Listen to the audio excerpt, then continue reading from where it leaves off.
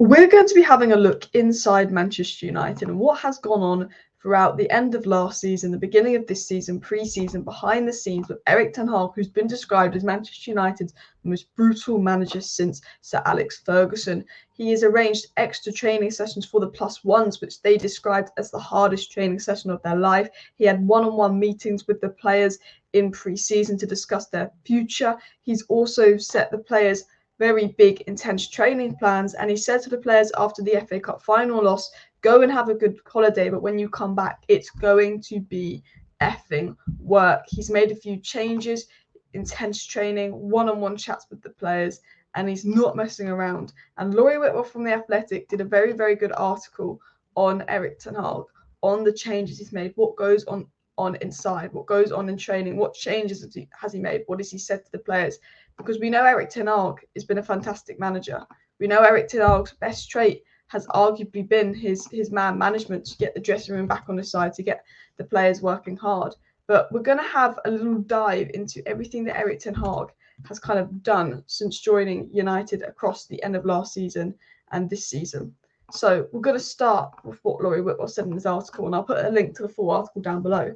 But he said, after the FA Cup final, Ten Hag told Man United players they had been beaten by a great team that had scaled the heights which they must reach. A source of knowledge of that meeting, summing up, said that Erik Ten Hag said to the players, go have a good holiday, but when you come back, it's going to be effing work. He told the players, this is what we need to reach. That Man City treble side, that is the standards that you need to reach at Manchester United. That's what Ten Hag told the players. Go enjoy your holiday, but when you come back, it's going to be work. And it has been work, not just on the training field, but we've seen Ten Hag's brutal clear out. He's pretty much selling as many players as he can. He's looking to sell players like Maguire, who should be sold. He's open to selling players like McTominay. Ten Hag is not messing around one bit. Alanga's gone. Even players like Sedan Iqbal went, because he had Kobe Mainoo in his plans. He's got rid of players. He's brought players in, but also the training gets harder. One thing Erik Ten Hag has done is also spoken to the academy. He wants the academy to be more involved in the first team. And it was said towards the end of last season, Erik Ten Hag held one-on-one meetings with a selection of promising talents from the academy, giving them the opportunity to speak with him in private, but also for the manager to outline what is expected of them, what is required to become a fully fledged Manchester United first team player. We know that Erik Ten Hag sat down with players like Kobe Mainoo and actually gave him a plan, told him to study Eriksen's role, gave him a proper one-on-one plan, detailed plan with players like Kobe Mainoo, who he rated highly. We know there was a sit-down with Sedan Iqbal where it said that Kobe Mainoo was rated higher than you and you can go. We also know Erik Ten Hag's had one-on-one meetings with players like Harry Maguire, Fred, Alex Telles, players he said aren't in his plans. He's also had one-on-one meetings to say, look, you can leave. You've got to prove to me that you should be starting week in, week out, or you can leave the club. That's what Erik Ten Hag reportedly said to players. And I think the fact that he takes such an interest in the youth team is massive for me as well. A manager that wants to get the youth team involved at United. There's a lot of good players on there. And we know from a report that came out a couple of weeks ago that Erik Ten Hag has been telling the youth team that they've got to mirror the way the first team plays. They've got to change their style to mirror the way the first team plays. So the transition from youth to first team is not as hard. Erik Ten Hag actually had conversations with the youth team. He's more involved than people think. People forget that Erik Ten Hag does 11-hour working days, which we'll talk about. But it was said when one of Manchester United's youth side was held to a draw by a side from a previously weaker academy last season, Erik Ten Hag wanted answers. He was told that the opposition players were older and responded with a straightforward message. It's not about being older or younger. It's about being better. Erik Ten Hag is a winner. It's about winning. There's no excuses. If you're old enough, you're good enough. That is the saying. And Erik Ten Hag said it's not about being older or younger. It is about being better. You were not better today, and you've got to be better because you're going to be the young player when you come through into the first team. And you can't make excuses like that. More came out on Erik Ten Hag, and just how he puts a lot of detail in his training.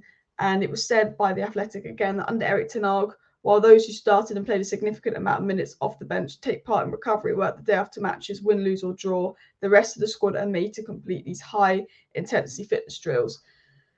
And these fitness drills are reportedly not easy. It's like if you're not involved regularly, you have to be taking part in these high-intensity fitness drills because it's so important, fitness and football. Erik Ten Hag is reportedly focused on fitness more than any other Manchester United manager post to Alex Ferguson. We know that the last two pre-seasons, as Rashford and players have come out, have been probably the toughest pre-seasons that a lot of United players have ever experienced. Erik Ten Hag is very heavily reliant on fitness work, and we know that players have struggled the last 2 pre-seasons, but obviously they're getting used to it. But these training sessions that Erik Ten Hag makes not the regular starters do were described as brutal, but actually some of the players described it as the hardest experience in football. It was said new. Some of those on the fringes of last season who often found themselves in Erik Ten Hag's match day +1 sessions would describe them as brutal. Not just the hardest of the week, but some of the hardest they'd experienced in their life. They're saying his match day bonus sessions, they are intense. It's all fitness based, and they're one of the hardest experiences I've had in my life. Because if you're not playing in the matches, you can fall behind on fitness. And Ten Hag's making sure that doesn't happen. Because even if you don't play regularly, he wants the players to be ready when they're back, when they can play as well. And what I love about Ten Hag is, as discussed, he has an interest in the youth side. He's very no nonsense. If you're not in his plans, he will tell you. He will let you leave. He's made a lot of changes at United. He's changing the youth side so they can mirror the way the first team play. He's made training incredibly intense. He's also, and this is a bit off topic, but he's also getting a room built into Old Trafford where the players can have pre-match meals and stuff and spend a bit of time as well. And changes like their pre-match routine, which I also think is massive. Not only changing the transfer plans, not only actually saying, look, we're not giving De Gea a new contract, we're selling this player, we're selling that player, but he's been allowed to make a lot of changes, and Murta and Arnold have allowed Ten Hag to make these changes as well, which is a real positive. But in regards to match day, it was said alternations to Man United's pre-match day routine made by Ten Hag is that the squad now meets at Old Trafford 3.5 hours before kickoff, rather than staying in a hotel the night before. And players enjoy a pre-match meal together before preparation meetings, helping to encourage them to team bonding while also giving them an extra night with their family. And I think that's the smartest thing Ten Hag can do. You could spend an extra day with your family, but you've got to get in earlier and bond with your team. We know Erik Ten Hag has rules. If you are 1 second late, you are dropped from the match. We saw Rashford was 45 seconds late.